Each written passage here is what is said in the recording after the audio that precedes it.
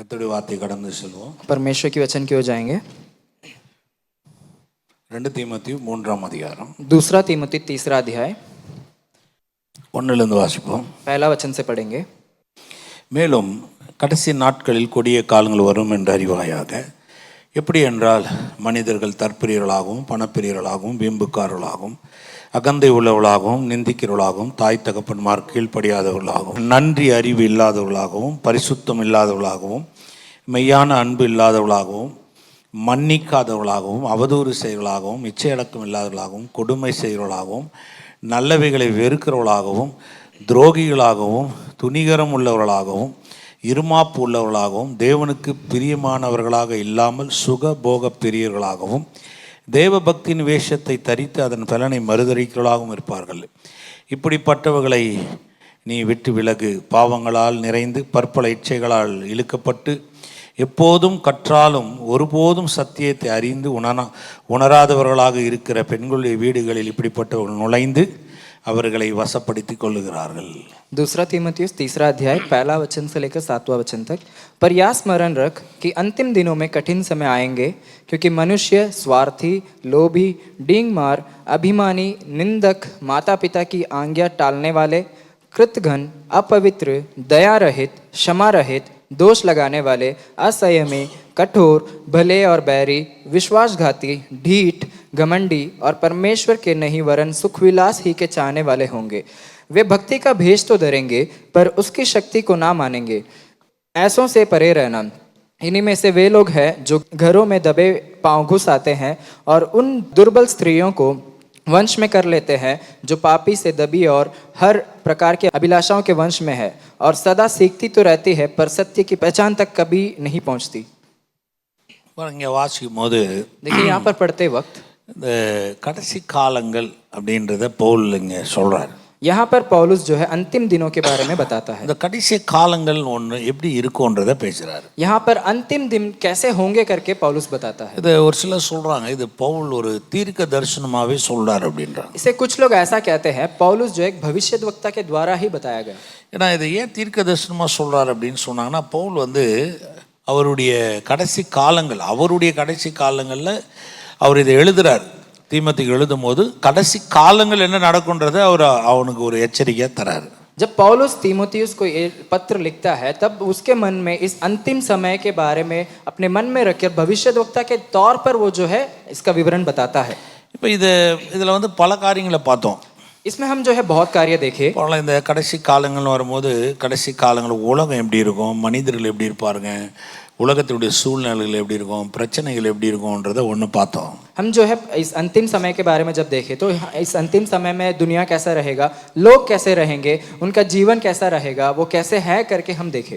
ரெண்டாவது, दूसरा கடைசி காலங்கள் அப்படின்னு வரும்போது எப்படி இந்த கடைசி காலங்களில் சபைகள் திசை திரும்புதுன்றதையும் சொல்றாரு. और दूसरा जो है इस अंतिम समय में कलीसिया कैसे मार्ग को खोकर जाता है उसके बारे में भी बताया गया है। ஏன்னா எப்படி ஊழியங்கள் மாறும், போதனைகள் மாறும், திசை திரும்பும் அப்படின்றதையும் சொல்றாரு. यहाँ पर कैसा जो है परमेश्वर का वचन को बदलेंगे और कैसे मार्ग दूसरे मार्ग पर अपने लोगों को चलाएंगे। அப்போ இது ஒரு பெரிய ஒரு சவாலா இருக்குது. ये जो है बहुत बड़ा एक प्रश्न है, இல்லைங்களா? இப்போ மூணாவது சொன்னேன், मैंने तीसरा बताया था। இந்த கடைசி காலங்கள் அப்படின்னு வரும்போது இதில் இந்த வசனம் நமக்கு ஏன் சொல்றாரு அப்படின்னா, நமக்கு ஒரு எச்சரிக்கையா சொன்னாருன்றதை எடுத்து சொன்னார். देखिए ये अंतिम समय में ये क्यों हमें बताया गया है करके बोले तो ये हमारे लिए एक सावधानी धरना है करके हमें बताया गया है। எச்சரிக்கைன்றது அவசியம் இல்லையா? हमें सावधान रहना अवश्य है ना। ஏன்னா இப்போ தெரிந்து கொள்ளப்பட்டவர்கள் வஞ்சிக்கப்படுவார்கள் பைபிள் சொல்லுது. क्योंकि जो जाने गए हैं वो लोग भी मतलब अंतिम समय में लज्जित किए जाएंगे करके बताया गया है। ஏன்னா கடைசி காலங்களில் வரும்போது விசுவாசத்தை விட்டு வலிவி போவார்களும் பைபிள் சொல்லுது. क्योंकि वचन ऐसा भी कहता है जो विश्वासी लोग अंत समय में अपने मार्ग को खोकर भी जाएंगे। வலிவி போவார்கள்னா அவங்க ஸ்கிப் ஆயிடுவாங்களா, எப்படியோ மிஸ் பண்ணுவாங்களா? அது जो मार्ग को खोकर जाएंगे यानी कि स्लिप हो जाएंगे या फिर मार्ग दूसरे मार्ग की ओर चले जाएंगे। அதனால இது கடைசி நாட்கள்ல இப்படி இருக்கிறதுனால இந்த எச்சரிக்கைன்றது ரொம்ப அவசியம்னு நம்ம கருதுறோம். इसीलिए ये जो अंतिम दिनों में जब हम आते हैं ये चेतावनी हमारे लिए होना बहुत आवश्यक है। ஏன்னா நான் என் விசுவாசத்தை காத்துக்கிட்டாதான் क्योंकि अगर मैं मेरे विश्वास को मैं अगर सही से रहा तो சமுதாயத்துக்குள்ள ஊழியம் செய்ய முடியும். मैं समाज में सेवकाई कर இந்த सकूंगा, சமுதாயத்தில் உள்ள காரியங்கள் ஜனங்களுக்கு ஊழியம் செய்ய முடியும். मैं समाज के कार्य और समाज के लोगों के लिए मैं सेवकाई कर पाऊंगा। அப்போ இந்த கடைசி நாட்கள்ல பவுல் சொல்ற இந்த இப்படிப்பட்ட காரியங்கள் ஒரு பெரிய சவாலா இருக்குது.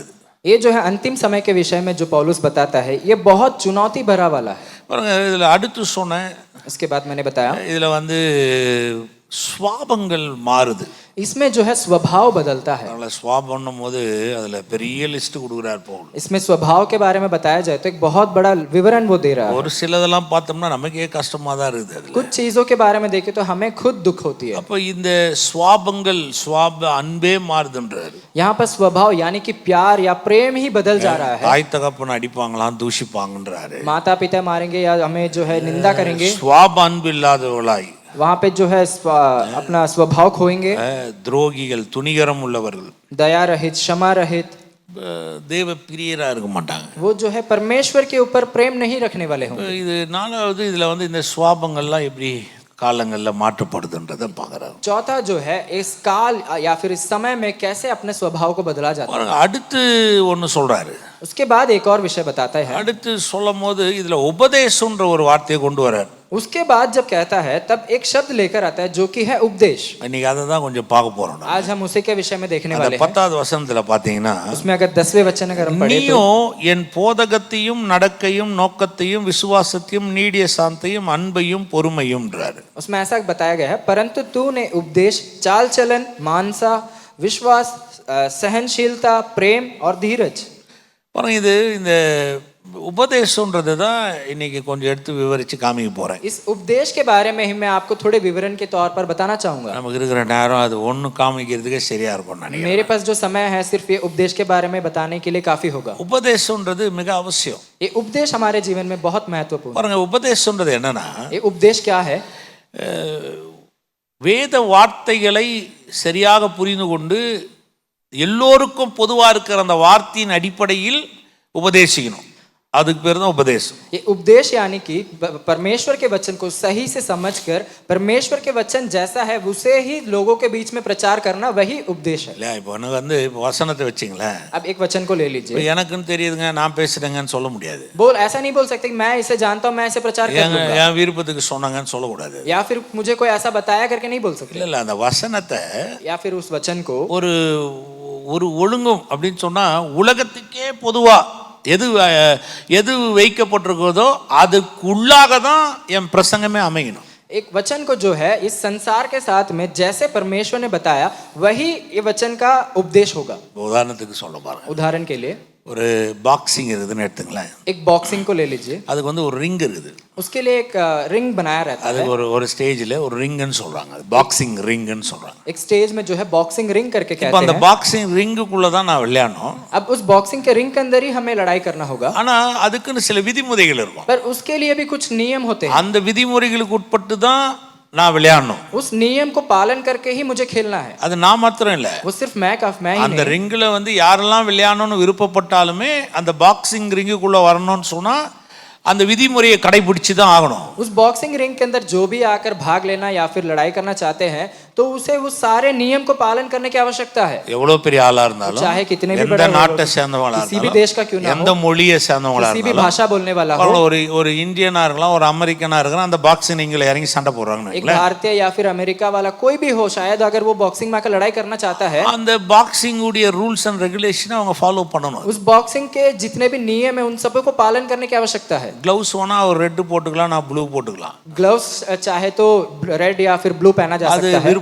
ஆனா அந்த ரிங்குக்குன்னு இருக்கிற ரூல்ஸை மாத்த கூடாது. परंतु उस रिंग के जो रूल्स कभी नहीं बदल सकते हैं। பவுல் சொல்ற உபதேசம்ன்றது அதுதான். पौलुस जो उपदेश के बारे में कहता है वो भी वही है। பவுல் என்ன உபதேசம் சொல்றாருன்னா, पौलुस क्या उपदेश के बारे में कहता है? கடவுளுடைய வார்த்தைன்னு ஒன்னு இருக்குல்ல, परमेश्वर के वचन है ना, அந்த வார்த்தைன்ற அந்த வார்த்தைன்றதுக்குள்ள தான் உபதேசமே இருக்கணுமே ஒழிய வார்த்தைக்கு வெளியில போய் நீ உபதேசிக்க கூடாதுன்றார். पौलुस ऐसा कहते हैं कि परमेश्वर के वचन के अंदर से ही उपदेश रहना है, बल्कि परमेश्वर के वचन से बाहर कुछ भी उपदेश नहीं रहना चाहिए। வாசிக்கலாம் பாருங்க, हम वचन पढ़ेंगे। 11 அந்தியோகியா, இக்கோனியா, லீஸ்திரா என்னும் பட்டணங்களில் எனக்கு உண்டான துன்பங்களையும் பாடுகளையும் நன்றே அறிந்திருக்கிறாய். எவ்வளவோ துன்பங்களை சகித்தேன், இவை எல்லாவற்றினின்றும் கர்த்தர் என நீங்களாக்கி விட்டார். அன்றியும் கிறிஸ்து இயேசுவுக்குள் தேவ பக்தியாய் நடக்க மனதாக இருக்கிற யாவரும் துன்பப்படுவார்கள். हाँ, 11वां वचन और 12वां वचन, और ऐसे दुखों में भी जो अंतकिया और इकुनियुम और लिस्रा में से मुझ पर पड़े थे, और अन्य दुखों में भी जो मैंने उठाए थे, परंतु प्रभु ने मुझे उन सब से छुड़ा लिया. पर जितने मसीह यीशु में भक्ति के साथ जीवन बिताना चाहते हैं वे सब सताए जाएंगे. 14 வந்துருங்களேன். चौथा நீ वचन आएंगे. கற்று நிச்சயித்து கொண்டவைகளில் நிலைத்திரு. पर तू उन बातों पर जो तूने सीखी है और विश्वास किया है. அப்புறம் அந்த வார்த்தைகளை நீ கற்று நிச்சயித்து கொண்டவைகளை நினைத்திரு, அவைகளை இன்னாரிடத்தில் கற்றாய் என்று நீ அறிந்திருக்கிறது அல்லாமல். उसमें ऐसा कहा गया, यह जानकर दृढ़ बना रहे कि तूने उन्हें किन लोगों से सीखा है.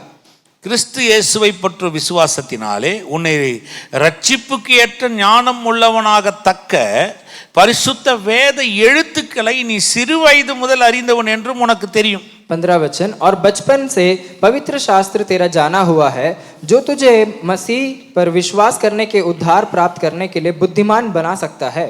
இப்போ அந்த வார்த்தையை நீங்க வாசிக்கும் போது பவுல் வந்து தீமோத்தி ரொம்ப தெளிவா சொல்றாரு. நீங்க यहाँ पर इन वचनों को पढ़ते वक्त पौलुस जो है तीमुथियुस को बहुत अच्छे विवरण के साथ कहता है, சின்ன வயசுல இருந்து வசனத்தை கை கொண்டிருக்கிற, तू बचपन से पवित्र शास्त्र को जाना हुआ நீ है, நிறைய காரியத்தை கற்று தேர்த்திருக்கிற, तू अनेक कार्य को सीखा हुआ है, அதுலயே நிலைச்சிரு. उसी में तू बने रहे. அதுக்கு பேர் தான் நான் சொன்னேன் இல்லைங்களா, உபதேசம்ன்றது என்னன்னா வார்த்தைக்குள்ளவே நிக்கணும். அந்த வார்த்தையை வந்து தங்களுக்கு ஏற்றா போல, தங்க விருப்பத்துக்கு ஏற்றா போல கொண்டு போய் நீ பிரசங்கம் பண்ணிடக்கூடாது. நீ எதை கற்றுக்கொண்டாயோ, எதை கற்று தேர்ந்தாயோ அதிலேயே சொல்லுன்றாரு. वही मैंने जो पहले बताया कि वचन के अंदर ही बने रहो, वचन से बाहर मत जाओ. अपने अनुसार, अपने स्वभाव के अनुसार जो भी आप उपदेश करना चाहते हैं वैसा मत करो. जैसा वचन कहता है सिर्फ उसी में बने रहो. கிறிஸ்து இயேசுவை பற்றும் விசுவாசத்தினாலே உன்னை ரட்சிப்புக்கேற்ற ஞானம் உள்ளவனாகத்தக்க பரிசுத்த வேத எழுத்துக்களை, அந்த 15 வாசிக்கிறோம், நீ சிறு வயது முதல் அறிந்தவன் என்றும். 15 वचन, और बचपन से पवित्र शास्त्र तेरा जाना हुआ है, जो तुझे मसीह पर विश्वास करने के उद्धार प्राप्त करने के लिए बुद्धिमान बना सकता है. 16 சொல்லுது, வேத வாக்கியங்கள் எல்லாம் தேவ ஆவியினால் அருளப்பட்டிருக்கிறது. தேவனுடைய மனுஷன் தேறினனாகவும் எந்த நற்கிரியை செய்ய தகுதி உள்ளவனாகவும் இருக்கும்படியாக அவைகள் உபதேசத்துக்கும், வேத வாக்கியங்களை சொல்றாரு, வேத வாக்கியங்கள் உபதேசத்திற்கும், வேத வாக்கியங்கள் கடிந்து கொள்ளுதலுக்கும், வேத வாக்கியங்கள் சீர்திருத்துதலுக்கும், வேத வாக்கியங்கள் நீதியை படிப்பிப்பதற்கும் பிரயோஜனம் உள்ளதாக இருக்கிறது. 16 वचन ऐसा कहता है, संपूर्ण पवित्र शास्त्र परमेश्वर की प्रेरणा से रचा गया है और उपदेश और समझाने और सुधारने और धर्म की शिक्षा के लिए लाभदायक है. அது வேத வாக்கியத்தினால தான் வருன்றாரு. और वहां पर पवित्र शास्त्र के द्वारा ही रचा गया. அப்போ ஒரு உபதேசம்ன்றது என்ன? यानी कि एक उपदेश मतलब क्या है? வேத வாக்கியங்களை எந்த அளவுக்கு உபதேசிக்கிறோமோ அதான் உபதேசம். परमेश्वर के वचन को जितना हम समझकर उपदेश देते हैं वही उपदेश है. இல்லையா? இப்போ வந்து பாருங்களேன், இன்னைக்கு இந்த கால கட்டங்கள், கடைசி நாட்கள் எப்படி இருக்குன்னு சொன்னா, வார்த்தைக்கு ஏற்ற மாதிரி உபதேசம் இருக்காது, उपदेश के वार्ते கொண்டு போய் சொருகிடுவாங்க. अब इस अंत समय में कैसा होगा पता है? वचन के अनुसार जो है उपदेश नहीं होगा, उपदेश के अनुसार वचन को वो लोग बदल देंगे. இல்லையா? அப்போ வந்து இதுதான் கடைசி காலங்களில் இப்படியும் நடக்கும்ன்றாரு. इसीलिए पौलुस यहाँ पे कहता है अंतिम दिनों में ये सब कुछ होगा. சொல்லும் போது அந்த 2 தீமோத்தி 3:2 சொல்றா இல்லையா, மனுஷர்கள் தற்பிரியராயும் பணப்பிரியராயும் வருது. दूसरा वचन में कहता है क्योंकि मनुष्य स्वार्थी और उसके बाद में लोभी, यानी कि पैसे के प्रेमी. இல்லையா? பணப்பிரியராய், लोभी. பணப்பிரியராய்ன்னு சொன்னா பணம்ன்றது வச்சு ஒரு போதனையை உருவாக்கி அதை உபதேசமாகிடுவாங்க. जो पैसे के प्रेमी है उस पैसे को जो है नींव बनाकर उस पैसे के विषय में ही एक उपदेश करना शुरू कर देते हैं. கடைசி காலங்களில் இப்படி எல்லாம் வரும்ன்றாரு. अंत समय में ऐसा सब होगा करके बताया गया. அப்படின்னா என்னன்னா, உங்களை திசை திருப்பிடுவாங்க, ஒரு டைவர்ட் பண்ணி விட்டுருவாங்க. यानी कि आपको आपके दिशा से अलग कर देंगे, आपके मार्ग को हटा देंगे. அப்ப சபையை கூட வந்து பாருங்க ஒரு டைவர்ட் ஆயிடுது பாருங்க. यहाँ पर कलीसिया से भी मार्ग जो है हटाया जाता है कभी कई समय पे. நீங்க நிறைய சபை, நிறைய ஊழியக்காரங்கள், நிறைய விசுவாசிகள் கூட பார்த்தீங்கன்னா அவங்க நிறைய பேர் திசை திரும்பிட்டு அதுதான் ரைட்டு, அந்த வாக்கியங்கள் தான் அவங்க பேசுற உபதேசம் தான்ன்ற அளவுக்கு அப்படி திசை திரும்பிடுறாங்க. अनेक जो है कलीसिया में ऐसा प्रचार किया जाता है जिसके कारण सारे जितने भी विश्वासी लोग हैं वही उपदेश सही है और वही जो भी वचन है वो सही है समझकर मार्ग को खोकर दूसरे दिशा में चले जाते हैं. இல்லை அப்படி போக முடியாது இல்லையா? हम ऐसा नहीं जा सकते हैं ना. நான் ரட்சிக்கப்பட்டு கிட்டத்தட்ட ஒரு 28 வருஷத்துக்கு மேல ஆகுது. देखिए पास्टर जी उद्धार पाकर लगभग 28 साल से ऊपर हो गए. ஊழியம் ஒரு 20 வருஷமா செஞ்சுட்டு இருக்கிறோம். सेवकाई जो है 20 साल से कर रहे हैं. இப்போ இதெல்லாம் நீங்க பாத்தீங்கன்னு சொன்னா நான் ஆரம்ப நாட்கள் வரும்போது நிறைய உபதேசங்களை நான் கேட்டிருக்கேன். मैं जब अपने सेवकाई की शुरुआत किया था उस समय अनेक उपदेश मैंने सुना. நிறைய உபதேசங்களை கேட்டிருக்கிறேன், பார்த்துருக்கிறேன். अनेक उपदेश को सुना है और देखा भी है. நிறைய உபதேசங்களை குழம்பி இருக்கிறேன்.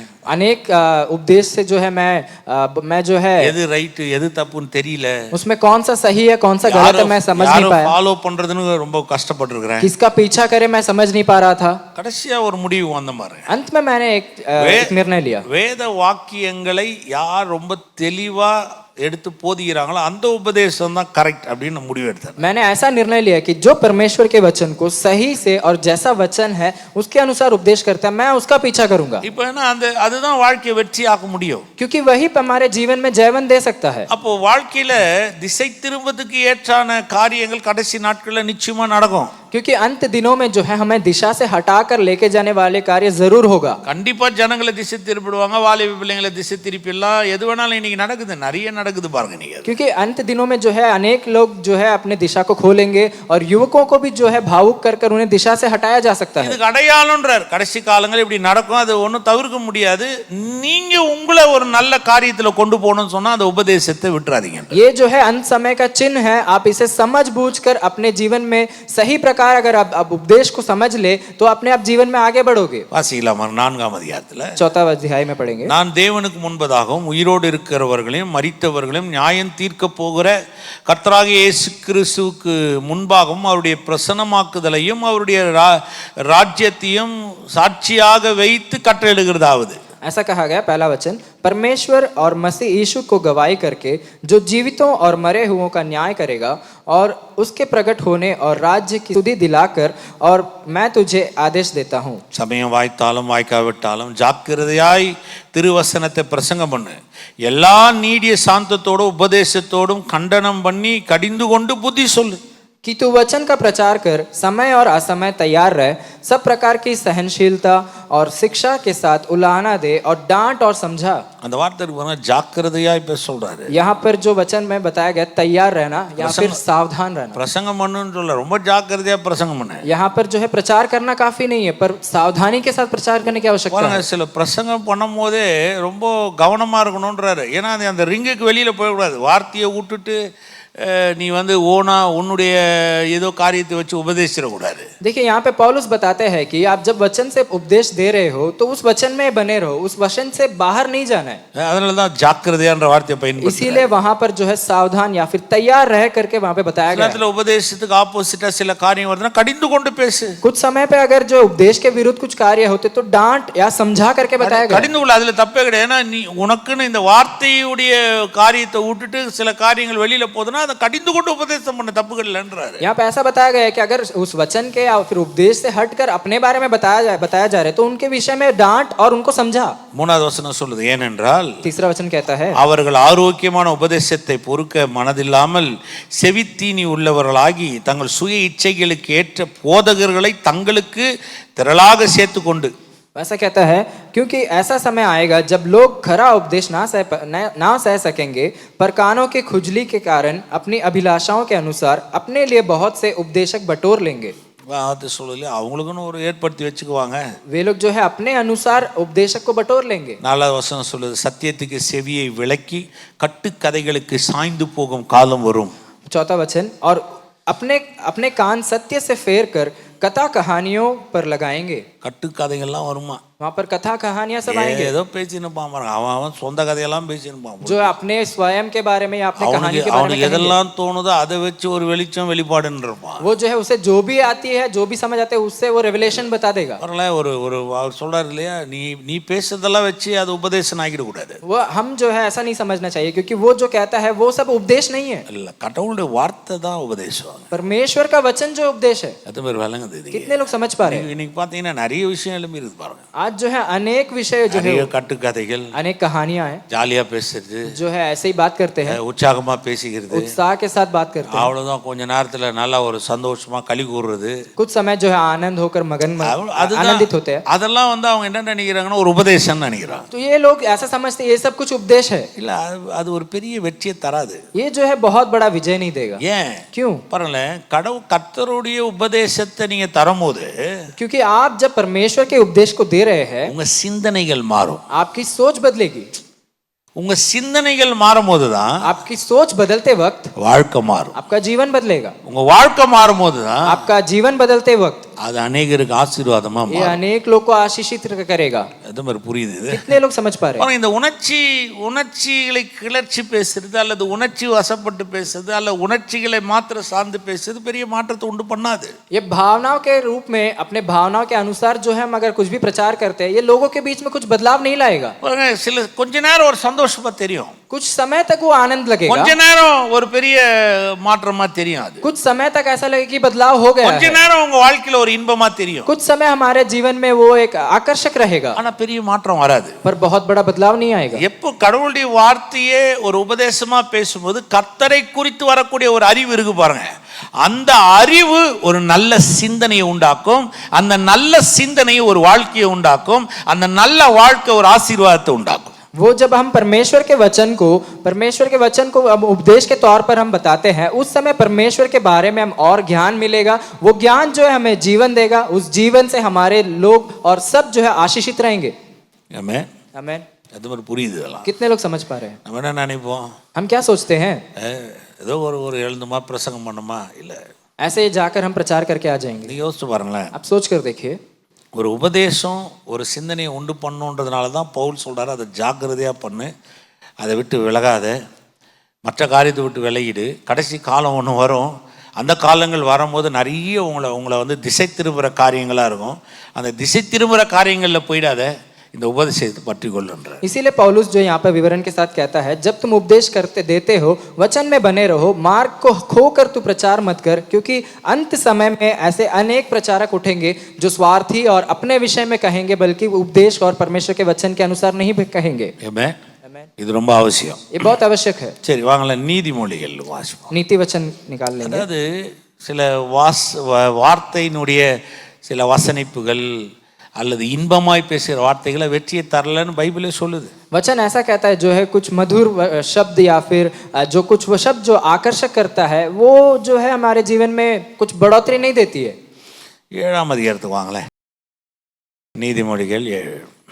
नीति वचन 7वां अध्याय।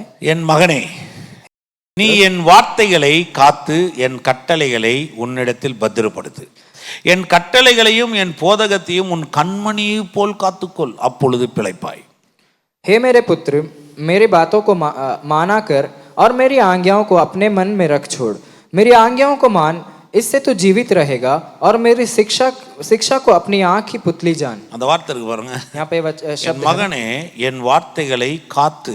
हे मेरे पुत्र, मेरी बातों को माना कर, அந்த வார்த்தைகளை காத்துக்கு சொல்றாரு. उसके बाद में ऐसा कहता है, என் கட்டளைகள் உன்னிடத்துல பத்திரப்படுத்து, ரொம்ப பத்திரமா வச்சுக்காத, मेरी आज्ञाओं को अपने मन में रख छोड़, என் கட்டளைகளை என் போதகத்தையும் உன் கண்மணியை போல் காத்துக்க, मेरी आज्ञाओं को मान और मेरी शिक्षा को अपने आंखों की पुतली जान। அதனால ஒரு பெரிய பிழைப்பு இருக்குது, ஒரு எதிர்காலம் இருக்குது, और जिससे तेरे जीवन में जो है एक बहुत बड़ा जीवित मिलेगा और आपके भविष्य अच्छा रहेगा। அவைகளை உன் விரல்களில் கட்டி அவைகளை உன் இருதய பலகையில் எழுதிக்கொள். उनको अपनी उंगलियां में बांध और अपने हृदय की पटिया पर लिख ले।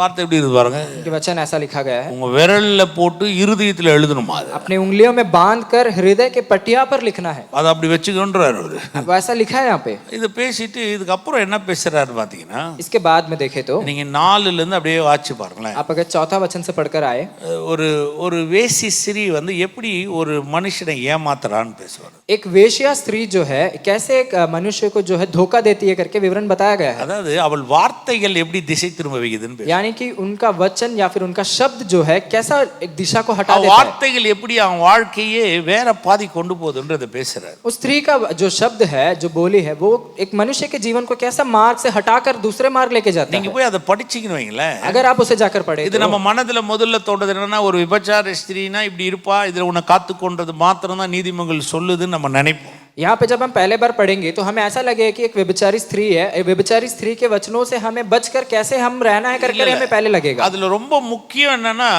அந்த வார்த்தைகளை பத்தி பேசுறாரு. पर यहाँ पे बहुत आवश्यक क्या है कि यहाँ पर जो है वचन के बारे में बताया गया है। பாருங்களேன், இப்ப விபச்சார ஸ்திரீன்னு சொன்னா சரீரத்தை சொல்லிருங்களா, यहाँ पर अगर व्यभिचार स्त्री है तो जो है शरीर तौर पर बताया गया हो सकता है, உடல் அழக சொல்லிருங்களா, या फिर उनके शरीर के सुंदरता के बारे में बताया जा सकता है। பேசும்போது அந்த வார்த்தையை தான் பேசுவார். पर यहाँ पर बताते वक्त परमेश्वर जो है वचन को அவர் बताते हैं। பேசுகிற வார்த்தைகள் எப்படிப்பட்டதா இருக்கும், वचन कैसा அந்த रहेगा, வார்த்தை எப்படி ஒரு வஞ்சகத்துக்கு எதுவா இருக்கும், वो वचन जो है कैसा चिपनी चुपड़ी रहेगा, அந்த வார்த்தை எப்படி அவனை கீழே விழச் செய்யும், वो जो वचन जो है कैसा उनको नीचे गिराएगा, அந்த வார்த்தை எப்படி அவன் வாழ்க்கையை அழிக்கும். वो वचन कैसे उनके जीवन को नष्ट करेगा। பாருங்க, ஃபுல்லாவே அந்த வார்த்தையை பத்தியே பேசின்னு வருவார். इस सब जो है उस वचन के बारे में बताया गया है। நீங்க போய் படிச்சீங்கன்னா வீட்ல போய் படிங்க, ஒரு ஹோம்வொர்க் மாதிரி வச்சிங்களேன். आप इसको होमवर्क समझ लीजिए, आप घर पर जाके इसे पढ़िए, வீட்ல போய் படிச்சு பாருங்க, आप घर पे जाके पढ़िए, அது தெரியும் உங்களுக்கு. आप उसके बाद समझ पाओगे। 21ல வாங்களேன். उसका 21वां वचन में, தன் மிகுதியான இனிய சொற்களால் அவனை வசப்படுத்தி தன் உதடுகளின் மதுர வாக்கினால் அவனை இணங்க பண்ணினாள். ऐसे बातें कह कहकर उसने उसको अपनी प्रबल माया में फंसा लिया और अपनी चिकनी चुपड़ी बातों से उसको अपने वंश में कर लिया। அந்த வார்த்தை எப்படி இது பாருங்க. वचन ऐसा बताया गया है, அவனுடைய அந்த வார்த்தைகளே தன் மிகுதியான இனிய சொற்களால் அவனை வசப்படுத்தி, यहाँ पर अपनी प्रबल माया में फंसा लिया, தன் உதடுகளின் மதுர வாக்கினால் அவனை இணங்க பண்ணினாள். और अपनी चिकनी चुपड़ी बातों से उसको अपने वंश में कर लिया। உடனே அவள் பின்னே சென்றான். ஒரு மாடு அடிக்கப்படும்படி செல்வது போல், ஒரு மூடன் விலங்கிடப்பட்டு தண்டனைக்கு போவது போல், ஒரு குருவி தன் பிராணனை வாங்க கண்ணியை அறியாமல் அதில் விழ தீவிரிக்கிறது போலும் அவளுக்கு பின்னே போனான். அம்பு அவன் ஈரலை பிளந்தது.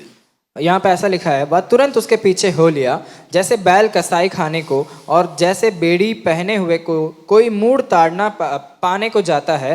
अंत में वह जवान का कलेजा तीर से बेधा जाएगा। वह उस चिड़िया के समान है जो फंदे की वेग से उड़े और ना जानते हो कि उसमें मेरे प्राण जाएंगे। சில சொற்கள் கேட்கறதுக்கு இனிமையா இருக்கலாம், कुछ शब्द जब हम सुनते हैं वो हमें बहुत मधुर ஆனா लगेगा, அது வசப்படுத்திடுதா, ஏமாத்திடுதா. पर वो जो है हमें धोखा देती है। சில உதடுகள் வார்த்தைகள் வந்து பாத்தீங்கன்னா அது வந்து ஒரு மதுர வாக்கினால் அப்படின்னு சொன்னா அது கேட்கும் போதே மயங்கத்தக்கதா இருக்குதா. जो है हम जब कुछ शब्द सुनते हैं, यहाँ पे ऐसा बताएगा, चिपनी चुपड़ी बातें करते हैं जो कि हमें अपने वंश में कर लेते ஆனா हैं, அந்த வார்த்தைகள் அவன் வாழ்க்கை கெடுக்குதுன்றாரு. पर वो वचन, वो जो शब्द है उनके जीवन को नष्ट कर அது डालता है। என்ன செய்தான், वो क्या करता है, அவனை ஒரு மாடு அடிக்கப்படும்படி கொண்டு போவது மாதிரி கொண்டு போகப்படுதா. वो ऐसा लेके गया जाता है जैसे एक बैल को कसाई खाने में लेके जाते हैं। ஒரு குருவி போய் தன் பிராணல தெரியாம ஒரு கண்ணில மாட்டுறதுக்கு போற மாதிரி இருந்தா. एक जो है चिड़िया जो है अपने जाकर फंदे में फंसने के समान वहां पर बताया गया है। கடைசியில சொல்றாரு, அந்த வார்த்தையை சொல்லும்போது சொல்றாரு பாருங்க, அம்பு அவன் ஈரலை பிளந்தது. और यहाँ पर अंत में उस जवान का कलेजा तीर से भेदा जाएगा करके बताया गया है। ஈரல் என்ற வார்த்தை வருது இல்லையா, कलेजा, ஈரல்னா லிவர். यहाँ पर कलेजा करके जो बताया गया है, பாருங்க, லிவர் அப்படின்றது என்னன்னா, ஏன் அம்பு இருதயத்தை பிளந்ததுன்னு ஏன் சொல்ல, क्यों यहाँ पर तीर जो है हृदय को नहीं भेदा करके ஏன் बताया गया? அன்பு அவன் தலையை பிளந்ததுன்னு ஏன் சொல்ல. क्यों यहाँ पर तीर उनके सर को नहीं भेदा? பைபிள்ல நல்லா தெரிஞ்சுங்க. आप अगर சில बाइबल को வார்த்தைகள் சொல்லும் போது அந்த வார்த்தையினுடைய பின்னணியை நம்ம புரிஞ்சுக்கணும். जब हम बाइबल पढ़ते हैं तो हमें बाइबल में समझने की आवश्यकता यह है कि हम जब कुछ वचन बताया गया उसके पीछे में क्या बताया, क्या सोचकर बताया, அந்த क्या அன்பு आवश्यकता ஏன் है। ஈரலை பிளந்ததுன்னு சொல்லுது? वहां पर कलीजिया को क्यों भेदा करके बताया ஏன் गया அந்த லிவரை பாதிக்குது? है? क्यों वो कलीजिया को मतलब भेद லிவர் देता என்ன है? தெரியுங்களா? लीवर क्या है पता है आपको? லிவருடைய வேலையை வந்து ரீப்ரொடியூஸ் பண்றது. कलीजिया जो है रिप्रोड्यूस करता है, நம்ம ரத்தத்தை வந்து மீண்டும் அது சுத்திகரித்து அதை நல்ல நிலைமை கொண்டு வருது. அது हमारे खून को जो है वापर वो जो है शुद्ध कर कर वापस से लेकर आता है। இப்போ நீங்க யோசிச்சு பாருங்களேன், இப்போ அந்த வார்த்தை இச்சகமான வார்த்தை, வசப்படுத்துகிற வார்த்தைகள், சில நேரத்தில் இன்பமாய் தோன்றுகிற வார்த்தைகள் பெரிய வாழ்க்கையில உங்களுக்கு எதுவுமே பிறப்பிக்காது. அது போய் ஈரலை அடிக்குதான். அந்த ஈரலை பாதிக்கப்படும் போது அவங்க வாழ்க்கையில பிறப்பிக்கிற தன்மையே போயிடுதான் பாருங்க. देखिए कुछ समय जो उपदेशक लोग जो इच्छुक शब्द या फिर अपने बारे में या फिर जो है वचन के बाहर से जब कहते हैं, वो जो है कलीजिया को जाके बेद देता है, क्योंकि कलीजिया से ही वो वापस निकल कर बाहर आता है। எப்படி வாழ்றது?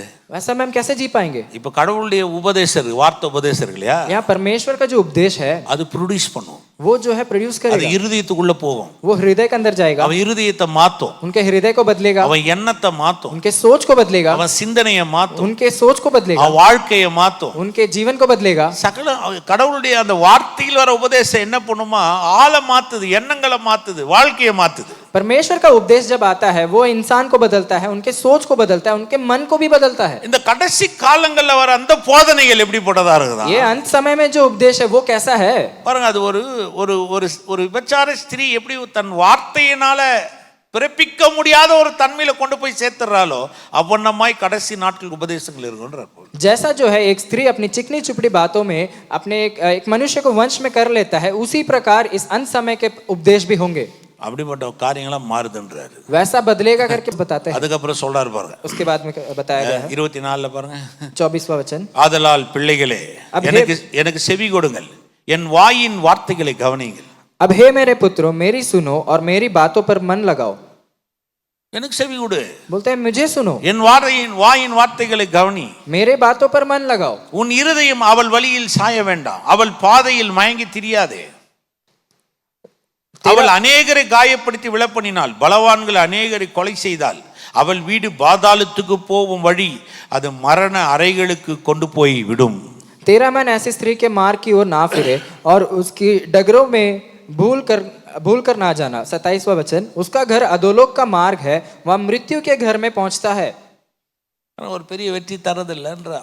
यहाँ पे बहुत बड़ा विजय नहीं देता करके कहते हैं। கடவுளுடைய வார்த்தை எப்படி பார்க்கணுமா? यहाँ पर परमेश्वर के वचन को हम कैसे देखें? இருதயத்துல பத்திரமா வச்சுக்கணுமா? अपने हृदय में जो है बचा कर रखें। கர்த்தருடைய வார்த்தையை காத்துக்கொள்ளணுமா? परमेश्वर के वचन को जो है हम, கர்த்தருடைய வார்த்தை தான் ஆரோக்கியமுள்ள உபதேசம். क्योंकि परमेश्वर का वचन ही जो है सबसे आरोग्य भरा वाला एक उपदेश है। கர்த்தருடைய உபதேசம் தான் தேவன் யார், எப்படிப்பட்டவர், என்னவா இருக்கிறார், எப்படிப்பட்ட காரியங்களை செய்ய போறான்றத போதிக்குமா. क्योंकि परमेश्वर का वचन ही परमेश्वर कौन है, परमेश्वर कैसे है और परमेश्वर क्या करने वाले करके बताते हैं। நீ யோசிச்சு பாருங்களேன், सोच कर देखिए, இப்ப பணப்பிரியர்கள் பணத்தை பத்தி பேசுவாங்க, अब जो पैसे के प्रेमी है वो सिर्फ पैसे के बारे में बोलेंगे, தற்பிரியமான போதனைகளை பேசுவாங்க, स्वार्थी सिर्फ स्वार्थ कार्य के बारे में बोलेंगे, வீம்புக்காரமான போதனையை जो பேசுவாங்க. ढीठ है वो ढीठ के बारे में कहेंगे। ஆனா அந்த கடவுளுடைய உபதேசம் என்ன? लेकिन परमेश्वर का उपदेश क्या है? கர்த்தர் யாருன்னு பேசுறது பாருங்க. परमेश्वर कौन है करके அவர் எவ்வளவு நல்லவரா, परमेश्वर कितना भला है, அவர் எவ்வளவு வல்லவரா, परमेश्वर कितना अच्छा है, அவருடைய குணாதிசயங்கள் என்ன, परमेश्वर का गुण क्या है, காரியங்களை எப்படி வாய்க்க பண்ணுகிறார், परमेश्वर अपने कार्य को कैसे दिखाते தேவனை हैं, குறித்து ஒரு அறிவு உள்ள வரணும். परमेश्वर के बारे में ज्ञान हमारे अंदर आना चाहिए। அறிகிற அறிவு தான் வாழ்க்கையை விருத்தி அடைய செய்யும். परमेश्वर के बारे में जो ज्ञान है वही हमारे जीवन में समृद्धि लाती है। ஆமென். आमेन। அது ஒரு புரியுது இது. कितने लोग समझ पा रहे हैं? அப்போ அந்த உபதேசம்ன்றத பவுல் ஏன் அவ்வளோ மென்ஷன் பண்றாருன்னா, கடவுளுடைய வார்த்தையை சார்ந்து வர உபதேசத்தை விடாதிருன்னு ஏன் சொல்றாருன்னா, கடவுளுடைய வார்த்தையை சார்ந்து வர உபதேசம் தான் கர்த்தர் எப்படிப்பட்டவர் என்ற ஒரு வெளிச்சத்தை தரும். यहाँ पर पौलुस जो है इस उपदेश को क्यों इतना महत्वता देता है करके बोले तो, क्योंकि वही परमेश्वर का उपदेश के द्वारा ही अनेक लोगों के जीवन में बदलाव आती है। நீங்க இஸ்ரேல் ஜனங்களை ஒரு உதாரணமா எடுத்து பாருங்க. आप इजरायलियों को जो है एक उदाहरण पे तौर पर ले लीजिए। இஸ்ரேல் ஜனங்களை விடுதலையாக கொண்டு வராரு. इजराइल लोग को जो है छुड़ा कर लेकर आते எதுக்கு हैं। வனாந்தத்துக்கு கொண்டு போனார்? क्यों जो है उस जंगल के अंदर लेके जाते हैं? எதுக்கு வனாந்து கொண்டு போனார்? क्यों उस जंगल के अंदर लेके गए? அப்படியே நேரா கொண்டு போய் கானான்ல விட்டுருக்கலாமே. ऐसे सीधे लेकर जाकर काना में छोड़ सकते थे ना। யோசிச்சு பாருங்க, 430 வருஷம் அவன் வந்து எகிப்துல இருக்கிறான். देखिए 430 साल वो जो है मिस्र देश में था। 430 வருஷம் 430 साल 430 வருஷம் இப்ப எகிப்துல இருந்ததுனால அவன் படிப்பு, அவன் கலாச்சாரம், அவன் பாஷை, அவனுடைய சிஸ்டம், அவனுடைய லா எல்லாமே எகிப்தினுடைய சிஸ்டம் தான். क्योंकि वो 430 साल जो है उस मिस्र देश में था, जिसके कारण उसकी पढ़ाई, उसका जीवन, उसका संस्कृति, उसका प्रभाव जो भी था सब मिस्र देशों के नियम के अनुसार था. இப்ப அவனை கொண்டு போய் அப்படியே நேரா கானான்ல விட்டுருந்தாருன்னு வச்சுங்களேன். अब उसे वहां से उठाकर सीधा जो है कानान में लेके जाके छोड़े तो கானான் என்னவா இருக்கும் தெரியுமா? कानान क्या हुआ होता पता है आपको? இன்னொரு எகிப்தியா மாறிட்டு இருக்கும். एक और मिस्र बन गया होता. புரியுது? कितने लोग समझ पा रहे हैं? இப்ப எதுக்கு வனாந்தரத்துல வச்சாரு? अब क्यों उस जंगल को रखा? மோசேவை ஏன் வச்சாரு? मूसा को क्यों रखा? மோசே கிட்ட எதுக்கு உபதேசத்தை கொடுத்தாரு? क्यों मूसा को उपदेश दिया गया? ஏன் அங்க வந்து உங்களுக்கு 5 புத்தகத்தை கொடுத்தாரு? क्यों वहां पर पहला 5 पुस्तक दिया गया? எதுக்கு செஞ்சாரு? क्यों ये सब எதுக்கு करे பகுதி பகுதியா போதிச்சாரு? क्यों यहाँ पर भाग भाग करके परमेश्वर ने பாருங்க, बताया?